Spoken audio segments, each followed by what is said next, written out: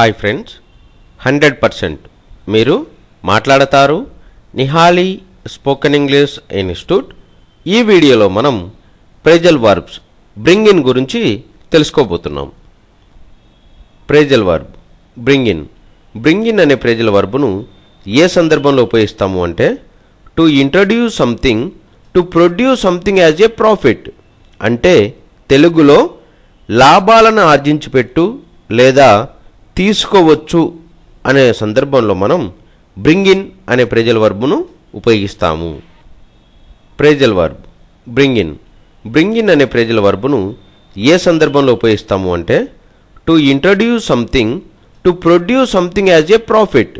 అంటే తెలుగులో లాభాలను ఆర్జించిపెట్టు లేదా తీసుకోవచ్చు అనే సందర్భంలో మనం బ్రింగ్ ఇన్ అనే ప్రేజల్ వర్బ్ను ఉపయోగిస్తాము.